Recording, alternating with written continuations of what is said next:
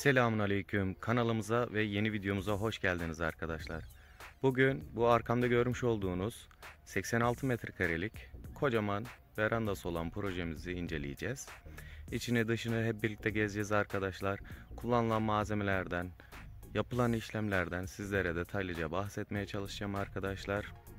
Evimiz dediğim gibi 86 metrekare, 22 metrekare burada bir verandası mevcut. 10 metrekarede kapı girişinde ön tarafta bir verandası mevcut arkadaşlar. Fiyat bilgisi ve detaylı bilgi için aşağıda açıklamalar kısmında web site adresimiz, sosyal medya hesaplarımız gibi iletişim adreslerimiz mevcut arkadaşlar. Oralardan bizlere ulaşabilirsiniz.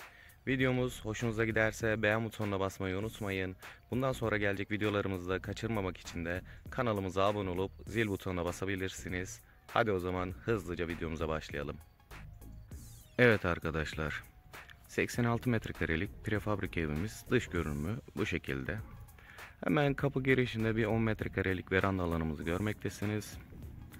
Hemen binamızın sol cephesinde de kocaman 22 metrekarelik bir veranda alanını daha görmektesiniz arkadaşlar. Burası şöyle zeytinli bir bahçenin içinde. Tabi drone görüntülerinden de siz detaylıca gördünüz zaten bunu. Zeytin bahçesinin içinde yapılmış bir bahçe var arkadaşlar. Burada müşterimiz hafta sonu, bayram tatilleri gibi izin günlerinde gelip burada rahat bir şekilde tatilini yapabilecek arkadaşlar. Evimizin detaylarından bahsetmem gerekirse tavan yüksekliğimiz 2.80 çalışıldı arkadaşlar. Standardımızda 2.50 tavan yüksekliğidir. Bunu 2.80 3 metre gibi tercih edebiliyorsunuz arkadaşlar. Evimizin dış cephesinde yalıpan kaplama işlemimiz uygulandı. Kat kat desen. Evimizin renkleri yine günümüzde moda olan antresit gri ve beyaz renklerle güzel bir kombinasyon yapıldı arkadaşlar. Evimizin çatısında kırmızı metal kiremit kullanıldı. Evimizin pencereleri beyaz renk Adobe marka olacak şekilde takıldı arkadaşlar. Evimizin diğer cepheden de görünümü bu şekilde arkadaşlar. Yine buradaki verandasına salonundan kocaman bir sürgülü kapıyla çıkışı mevcut. Rahat bir şekilde balkonla yemek servisi vesaire yapabilecek müşterimiz. Prefabrik evimizin tüm malzemeleri galvaniz paslanmaz sacdan oluşan özel roll form makinelerinde çekilmiş çeliklerle üretilir. Duvarlardaki malzeme de Tepe grubunun üretmiş olduğu tepe betopandır. Yine aynı şekilde kaplamalarımız da Tepe grubunun üretmiş olduğu tepe betopanın malzemesidir arkadaşlar. Duvar kesitimiz ise betopan, strafor betopan şeklinde pres paneller halinde oluşmaktadır. Yine tabii ki de tercihen karkaslı panel dediğimiz yani galvaniz çeliğin rollform makinesinde işlenmiş halinden karkas oluşturulup dış cephede yine betopan veyahut da bordex kaplanıp içine taş yünü, izocam veyahut da yine EPS köpük uygulanacak şekilde iç cephesinde yine betopan veyahut da alçıpan uygulanacak şekilde opsiyonel olarak binalar üretmekteyiz arkadaşlar. Yavaştan evimizin balkonuna doğru geçelim artık. Hemen giriş bölümünde 10 metrekarelik veranda alanımızı görmektesiniz arkadaşlar.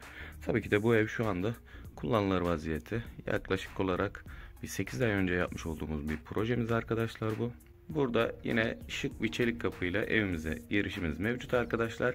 Evimizin içine geçmeden önce şu hemen diğer büyük balkonumuzu da size hızlıca göstereyim. Burası da kocaman 2-3 tane masa atılıp misafir ağırlanabilecek şekilde kocaman bir veranda arkadaşlar. Balkon, hoş vakit geçirmelik bir alan arkadaşlar burası da. Yalıpan kaplamamızı da şöyle yakından da sizlere göstereyim. Ahşap damarları, ahşap desenleri görmektesiniz. Yine köşelerde köşe taşı dediğimiz strafor malzemeden oluşan köşe taşlarımız uygulandı. Tabii ki de bu opsiyonel olarak betopan yani 2 santimlik kalın betopanda vidalanabilirdi. Ama bu müşterimiz tabii ki de köşe taşlarını tercih etti. Yavaştan evimizin içine doğru geçelim artık arkadaşlar. Evet, çelik kapıdan girdiğimizde 24 metrekarelik bir açık mutfak salon alanı karşılıyor bizi. Tam çelik kapının karşısı mutfak bölümü. Hemen kapının yanı da oturma grubu yerleştirmiş müşterimiz. Açık mutfak salon kullanımı olan bir proje arkadaşlar bu. Hemen salon mutfaktan da ön taraftaki veranda alanına sürgülü kapıyla bir çıkışımız mevcut arkadaşlar. Salon bölümümüzün diğer taraftan da genişliğini, derinliğini göstermeye çalışayım size. Bağ evi için gayet rahat açık mutfak salon alanı var arkadaşlar. Yemek masası, oturma grubu, TV ünitesi, mutfak bölümü rahat bir şekilde sığan bir açık mutfak salon alanı burası arkadaşlar. Yine ön balkonumuza bakan bir tane aydınlatma penceremiz de mevcut burada. Dolapların rengi antres gri çalışmış müşterimiz. Gayet şık, gayet güzel olmuş. Açık mutfak salondan sonra hemen sağımıza döndüğümüzde bir odamız tam karşımızda. Tuvalet banyomuz ve yine sağ tarafımızda bir tane daha yatak odamız mevcut arkadaşlar. Hemen sol tarafımızdaki yatak odamızdan başlayalım. Burası 10 metrekarelik bir yatak odası arkadaşlar. 2 tane tek kişilik yatak veya bir tane çift kişilik yatak rahat bir şekilde sığıyor. Dolap bölümleri de rahat bir şekilde sığıyor arkadaşlar. Şöyle bu odamızın da derinliğini size diğer taraftan göstereyim. 3.10'a 3.10 olacak şekilde dizayn edilmiş bir odamız arkadaşlar burası da. Bu odamızdan sonra da hemen hızlıca tuvalet banyo alanımıza inceleyelim. Tuvalet banyo alanımız 5 metrekare. Buraya çamaşır makinesi, lavabo, duş alanı ve klozet alanı rahat bir şekilde sığıyor arkadaşlar. Buranın seramikleri de beyaz renk tercih etmiş müşterimiz. Gayet iç açıcı, ferah bir banyo alanı olmuş arkadaşlar. Tuvalet banyodan sonra da son olarak 12 metrekarelik bir yatak odamız daha mevcut burada. Bu yatak odamızda da hemen yine ön bölümde 160'a 120 bir penceremiz. Hemen yan bahçeye bakacak şekilde de 120'ye 120 bir penceremiz mevcut arkadaşlar. Bu odamızda çift kişilik yatak, etajer grubu, gardırop alanı rahat bir şekilde sığan bir oda arkadaşlar. Tabii ki de sürekli kullanım için tercih edeceğiniz evlerde minimum yatak odasını 12 metrekare tercih edin arkadaşlar. Tabii ki de çocuk odası 10 metrekare olabilir, 12 metrekare olabilir. Veya yatak odasının içinde ebeveyn banyosu da istiyorsanız minimum 17-18 metrekare odalar tercih etmeniz gerekiyor arkadaşlar. Evimizin tavan yüksekliği 2.80 çalışıldı arkadaşlar. Yüksek tavan çalışıldı burada.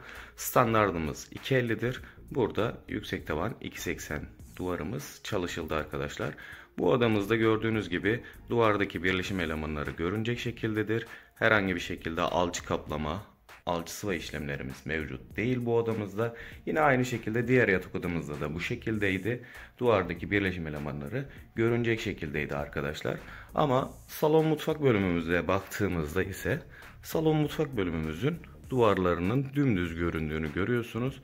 Burada da alçı kaplama ve alçı sıva işlemlerimiz mevcut. Bu tabii ki de bütçenizle alakalı, sizin tercihinizle alakalı olan bir şey arkadaşlar. Yani bu masrafı evi yaparken ilk başta da yapabilirsiniz. Daha sonra yıllar sonra ben bütçem olduğunda iç ve dış kaplamaları daha sonra da tercih edeceğim diyebilirsiniz arkadaşlar. Bu tamamen sizin elinizde olan bir şey. Evet arkadaşlar, 86 metrekarelik prefabrik evimizde bu şekildeydi. Elimden geldiğince sizlere anlatmaya çalıştım arkadaşlar. İçini dışını hep birlikte gezdik. Kullanılan malzemelerden, yapılan işçiliklerden, malzeme detaylarından, sizin seçecekleriniz opsiyonlardan vesaire bahsetmeye çalıştım. Fiyat bilgisi ve detaylı bilgi için aşağıda açıklamalar kısmında ve sabitlenmiş yorumlarda web sitemiz, sosyal medya hesaplarımız gibi iletişim adreslerimiz mevcut arkadaşlar. Oralardan bizlere ulaşabilirsiniz. Videom hoşunuza giderse beğen butonuna basmayı unutmayın. Bundan sonra gelecek videoları kaçırmamak için de kanalımıza abone olup zil butonuna basabilirsiniz. Hoşça kalın, iyi seyirler.